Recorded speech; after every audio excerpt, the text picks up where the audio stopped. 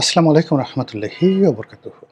সম্মানিত দর্শক, বাংলাদেশের অমর কথাশিল্পী জনাব হুমায়ূন আহমেদ, মরহুম হুমায়ূন আহমেদের স্ত্রী অভিনেত্রী শাওন নানা কারণে আলোচিত, অনেকের কাছে বিতর্কিত এবং বিগত আওয়ামী লীগ সরকারের একেবারে সর্বশেষ পার্লামেন্টে সে নারী কোঠায় তিনি সংসদ সদস্য মনোনীত হয়েছিলেন। তো এটা তার জন্য প্রথম নয়, তার মা তহুরা আলী তিনিও সংসদ সদস্য ছিলেন।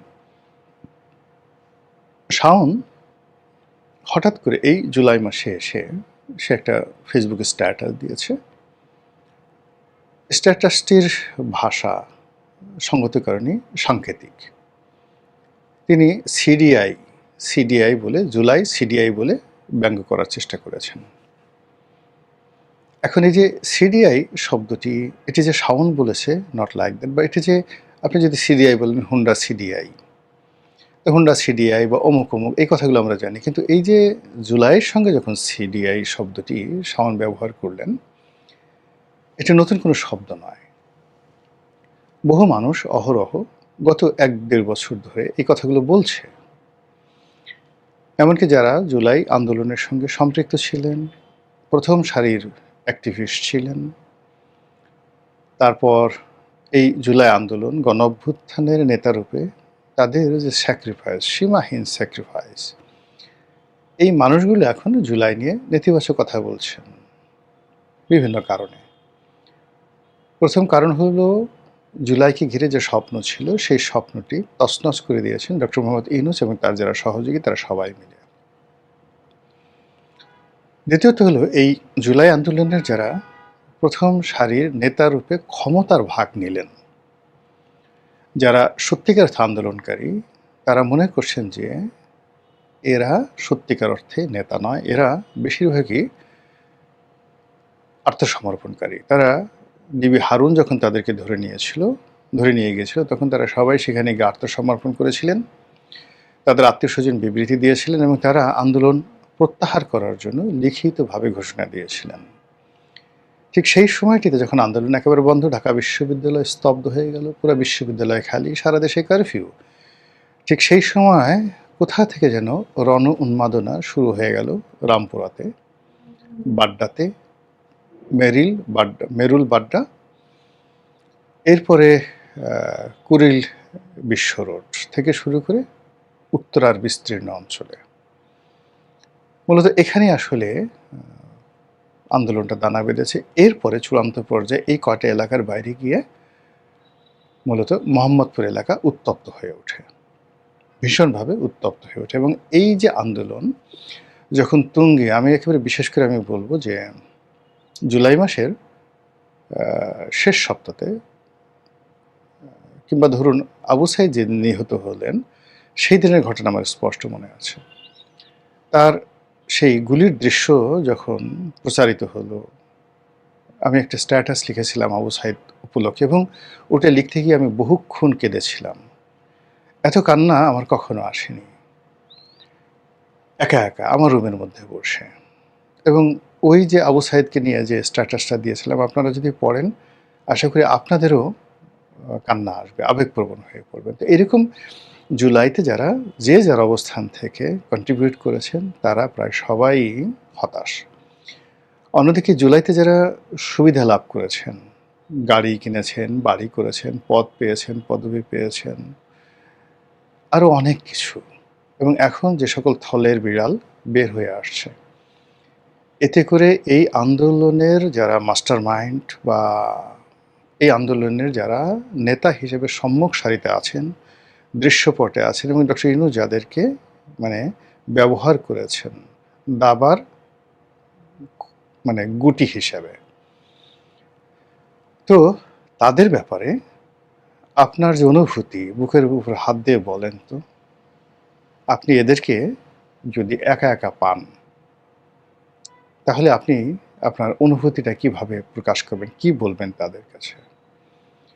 আবার অন্যদিকে যেটা হলো যে গত ২ বছর ধরে আমাদের এই সমাজে যে সকল গালি, যে সকল গালাজ, এগুলো অনেকটা মানুষের পোশাকের মতো হয়ে গেছে। মনে হচ্ছে যে জুলাই যোদ্ধা সে যদি একটু গালি না দেয় তাহলে বোধহয় তার যে যুদ্ধ সেই যুদ্ধটা পূর্ণতা পেল না। মুক্তিযুদ্ধের সময় যেভাবে একজনের হাতে একটা হাতিয়ার ছিল, একজনের হাতে একটা পতাকা ছিল, মানুষের কণ্ঠে স্লোগান ছিল, মুক্তিযোদ্ধাদের কণ্ঠে স্লোগান ছিল, কিছু অত্যন্ত জনপ্রিয় গান ছিল। এই সামগ্রিকভাবে মনে হতো যে এটা মুক্তিযুদ্ধ।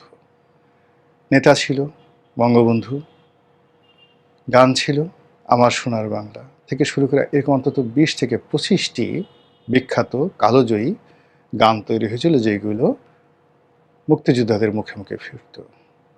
সেখানে টেলিভিশনের অনুষ্ঠান ছিল না, কিন্তু রেডিও, বিবিসি ছিল, স্বাধীন বাংলা বেতার কেন্দ্র ছিল, এম আর আক্তার মুকুল ছিল, চরমপত্র ছিল, এক অসাধারণ উপাখ্যান।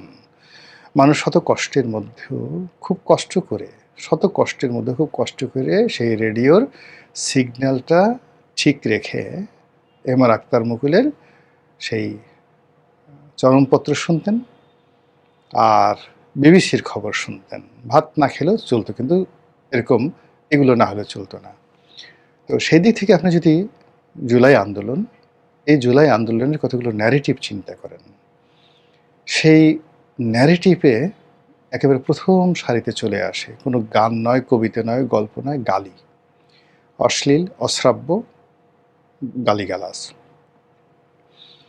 যে মুখগুলো চলে আসছে, যে চেহারাগুলো, যে সুরতগুলো, আকৃতিগুলো, কথাবার্তাগুলো, অঙ্গভঙ্গিগুলো, এগুলো 2024 সনের জুলাইয়ের আগে আমরা বাংলাদেশে দেখিনি। এই মানুষগুলিকে আমরা দেখিনি। এই ধরনের মানুষ কেমন যেন এক অদ্ভুত প্রকৃতির মানুষ।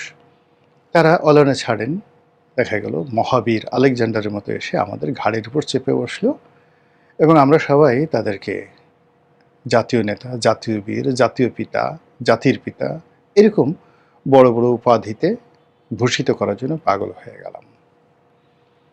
কিন্তু ধীরে ধীরে, অর্থাৎ সেই 2024 সনের নভেম্বর ডিসেম্বর থেকেই মানুষের মন এই সমস্ত কর্মকাণ্ডর বিরুদ্ধে বিষিয়ে উঠল। এর কারণ হলো, যারা কথা বলছেন, যে ভাষায় কথা বলছেন, এ ভাষা বাঙালির ভাষা নয়। বাঙালি এত অশ্লীলতা পছন্দ করছে না। তারা যেভাবে বেয়াদবি করছেন, আপনি চিন্তা করুন, শেখ হাসিনা 88 না 78 বছর বয়সী একজন ভদ্র মহিলা, বৃদ্ধা।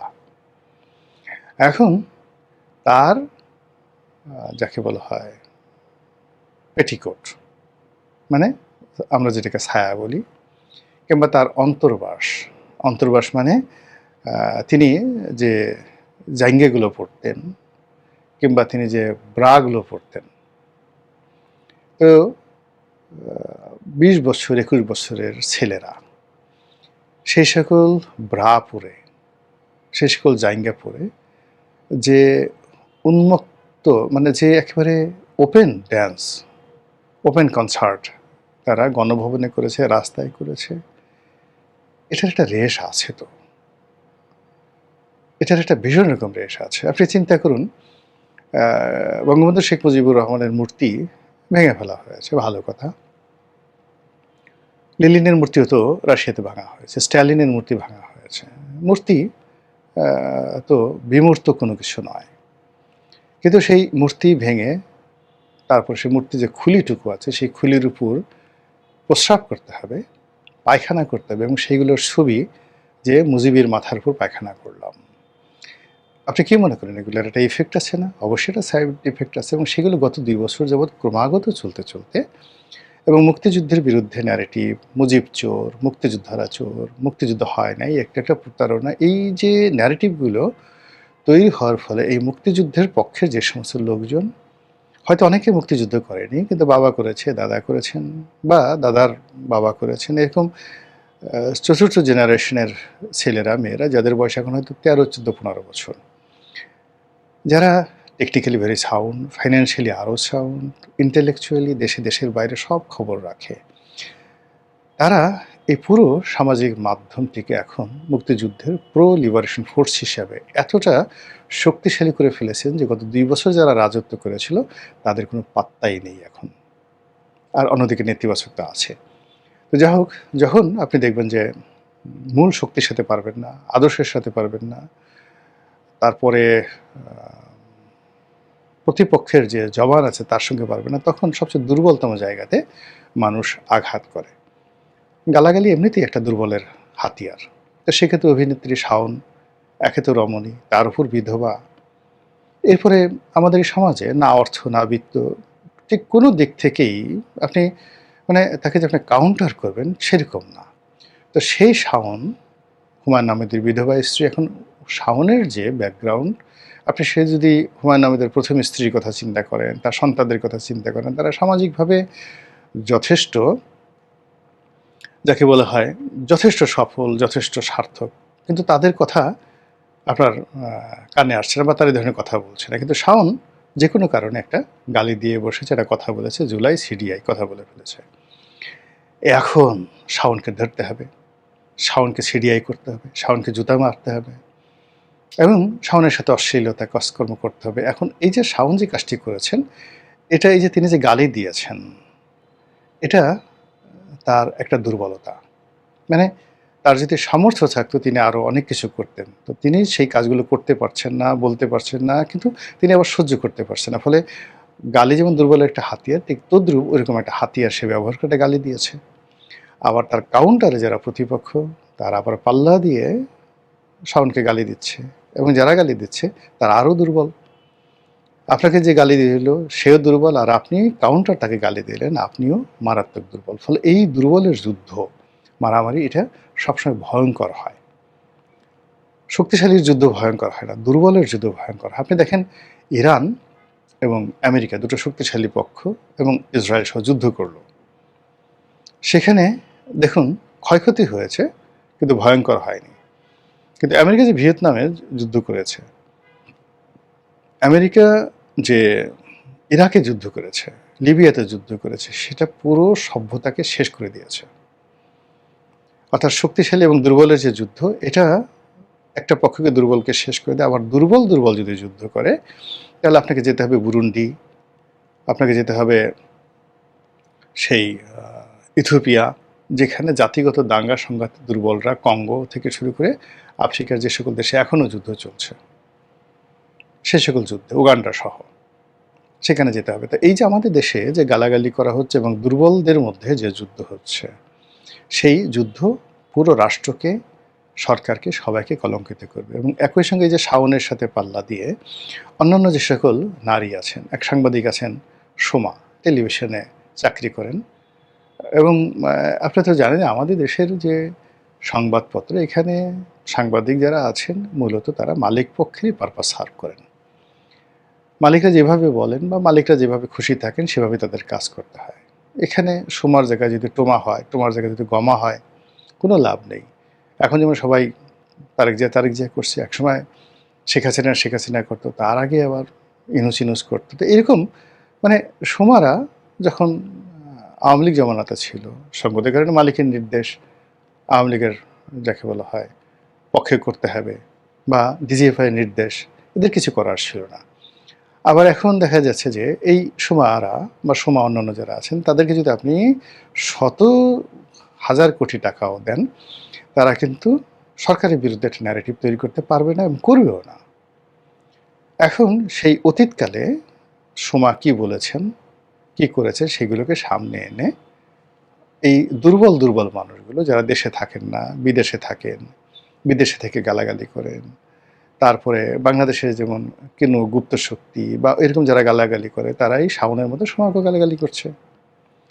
বিএনপির এক এমপি মুখ ফসকে একটা কথা বলে ফেলেছেন। মুখ ফসকে মানে কি, নীলুফার চৌধুরী মনি, সে যে কথাগুলো বলেছে সেই একই কথা এই সমাজে বহুবার আলোচিত হয়েছে।